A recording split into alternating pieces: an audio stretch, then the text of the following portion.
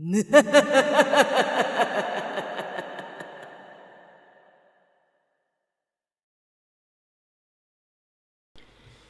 everybody, I'm Mrs. Insane Witch and welcome to another Gems of War video. This is the PvP video. So let's jump into PvP and see what we have this week for restrictions. I play on PC mobile, don't forget, and your restrictions may and can be different on other platforms. So this week we have same as last week, on the same place, the same restrictions, Aidania with yellow and burning gems. Then we have Salt Wild with green, also same as last week, with lightning gems. And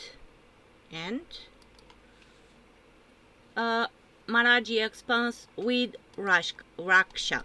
So Maraji Expanse with Raksha and Hourglass gems. These restrictions are the same as last week. All the other ones change. So this is week 9 of Season of Fury. So only 3 more weeks to go. This one and 2 more. And let's start on the beginning. So on the top. Bay of Stars with the restriction Beast and Lightning gems. Then we have Winter's Reach with Giant and Fairy Fire gems. We have Asian Cat with Mech and Giant gems also. On the collar we have Gedeon with blue and Uber Skull gems. And then we have Summarize with the restriction Vulpacia and Entangled gems, and Broken Lands with the restriction Construct and Skull gems. So these restrictions all change this week, are new this week. All the teams will be in the description, regular teams and immortal teams for every restriction. Keep in mind that Immortal Furnax, so it's from Central Spire, but you can use it on blue this week too. So the teams are there. I never talk about Central Spire, but there are always teams for Immortal Empyrion and Immortal Furnax there. Maybe I should do a change and put regular teams there too. I always forget that. But yeah, the 3 Immortal Furnax teams that are on the top for Central Spire, no restriction, can be used on the restriction blue. Now let's see. I have some new teams to show you. So 2 for Immortal Scorpio in Asian Kent with Mech, and 1 for Immortal Lucifer in Vulpacia, and 2 for Immortal Angrak. I still don't have teams for Immortal Dracon. I got him, but I don't have the invulnerable trait, and I think it's useless or pointless to use an immortal when we do not have at least the second trait active, because it's very, very helpful. So I still don't have teams for it. I did not get enough souls to upgrade it for the invulnerable trait. So, but it's not that good also. So it deals a number of true damage to all enemies. If using Saltwild, deals double damage, then converts 6 yellow gems to green dragon gems. On the third trait, he has a 50% chance to create a green dragon gem when my turn begins. So it's not a very good immortal, but yeah, it's useless to use it anyway if you don't have the invulnerable trait. So that is why I don't have teams to show you for it also. With that being said, let me grab the first new team that I have to show you.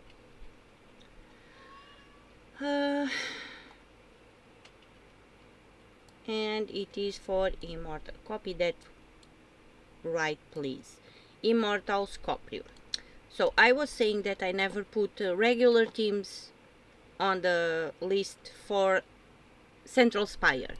But if you want to fight in Central Spire, you can use any of the teams. So there's no point on that, because there is no restriction there. You can use any of the teams that you like.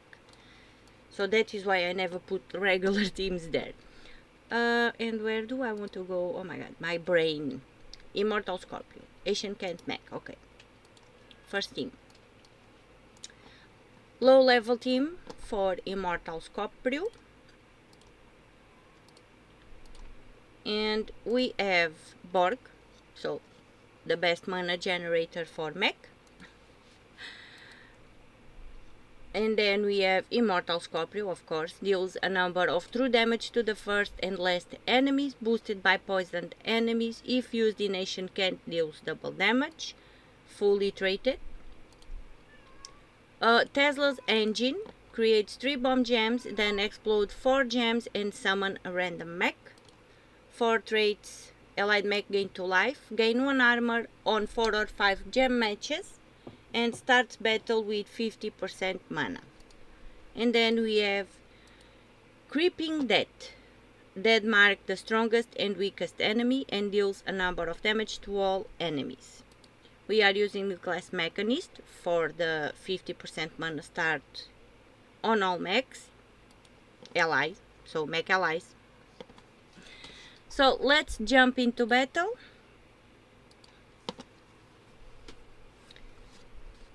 I'm sorry if you were hearing my little kitty mewing. She was very vocal right now, so it was meow. And there she goes. Sometimes they get very vocal. Okay, let's do an extra turn on greens. We kind of want browns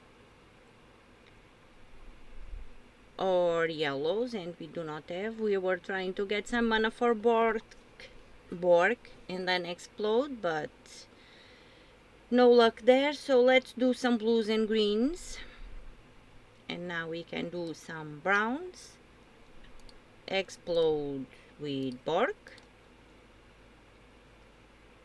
And try not to die. Explode with Borg again. Check. Well, we could do that, but okay. Cast Immortal Scorpio.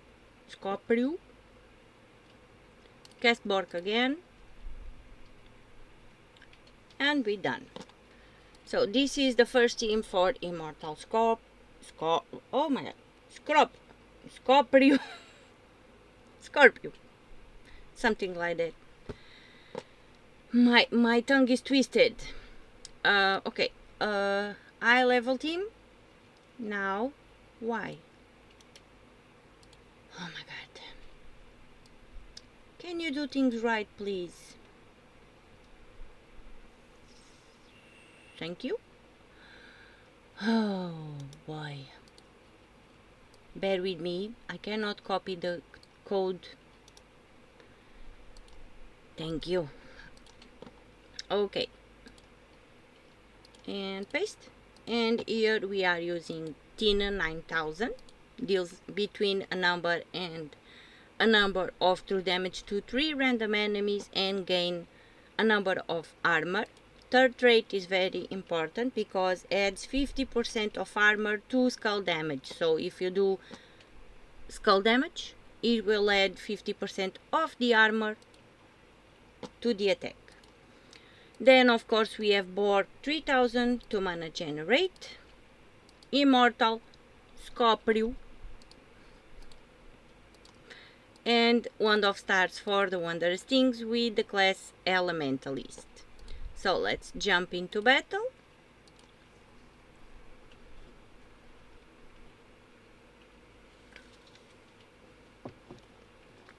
Do the extra turn on browns and cast Tina. And then do some yellows. Cast Borg. And we can cast Immortal Scorpio. And we're done. So the next team is for Immortal Lucifer. So this is a new team for Immortal Lucifer. And copy. So this is eye level, and it's for, oh my god, summarize. Yeah. Okay. Manage and paste. So we have teams there for Immortal Virago, as usual, and Immortal Lucifer. But on the teams that I'm using Stellar X, you can swap Stellar X for Aguara to boost all skills, or for Phoenix to bless and enchant because of the third trait. So in any team that uses Stellar X, if you don't have Stellar X, you can use either Aguara or Phoenix. So just keep in mind, it works either for Immortal Virago or Immortal Lucifer. And we are going for Immortal Lucifer. So for this team, it is new for Immortal Lucifer. We are using Phantom Fox. Choose one, explode a number of purple gems, or mana burn the first two enemies. But we want the first one, explode purple gems, to generate mana. Starts battle with 25% mana on the third trait, which is very useful, and the second trait, reduce damage from spells by 25%. So a bit of tank. Just a bit. Then we have Immortal Lucifer, explodes 5 gems, dispel all enemies, and deals between 3 to a number of true damage to them. If used in Summarizal, deals double damage. Fully traded. And of course we have Stellar X, deals a number of damage to all enemies, create 3 elemental stars and 3 umbral stars, and there is a 10% chance for an extra turn, boosted by skulls. Fully traded also. And then we have Fox Fang, explodes a number of green gems, grant a random status effect to all Vulpacia allies, then summon a Vulpacia troop. So a summon here if we need, and we are using the class Elementalist. I say this is high level just because I'm using Stellar X, but if you are low level and you have these troops, you can use it also. Let's jump into battle and show you this new troop for this new team for Immortal Lucifer. And for the start, we can do a match 4 on yellows and greens. And anything else? No. So let's do some skulls. We want blues, reds, and we have nothing. Of course we have nothing, as usual. The board does not favor me. So let's do browns. Can I drop that? Of course not. Of course not. So let's do blues. And explode the board with Phantom Fox. So cast on the right, on the left side in this case. If you are facing the screen, it's on the left side. Soul Burn 1 is what you want to cast. Explode a number of purple gems. Let's do that. And of course cast Stellar X. And then of course cast Immortal Lucifer. Now, what do I have to show you next?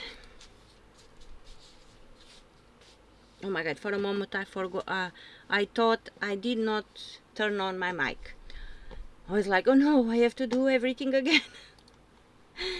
Okay, so now we are going to Immortal Angrak. So low level team.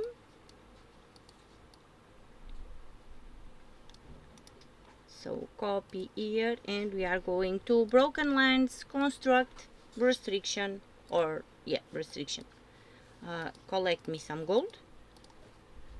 So Broken Lands team for low level Immortal Angrak. On this one we are using Sersnobog. I am so sorry if I say this name wrong, but I think it's Sersnobog, something like that. Sersnobog. I'm really sorry.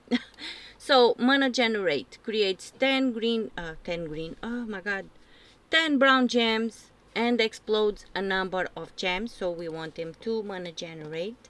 He also gains 2 life on 4 or 5 gem matches. Reduce damage from skulls by 50% and conjure a dust storm when my turn begins. Then of course we have Immortal Angrak, deals a number of 2 damage to 4 random enemies, boosted by enraged allies and enemies. If used in broken lands, deals double damage. Fully traded, and create an enraged gem when my turn begins on the 3rd trait. Then we have Chalcedony, deals a number of damage to an enemy, then create 2 brown gems boosted by all construct allies. 25% chance to summon a stone Mayfet when I die, so if she dies there is a 25% chance of a summon. Reduce damage from skulls by 50% on the 2nd trait, and the 3rd trait here is not important because this is for journey. And then we have Shigra's Art, create 7 red gems and cleanse all allies, so cleanse if we need, and give a number of life to a random ally, so cleansing and also life to an ally that we see that is dying. And we are using the class Elementalist. So let's jump into battle.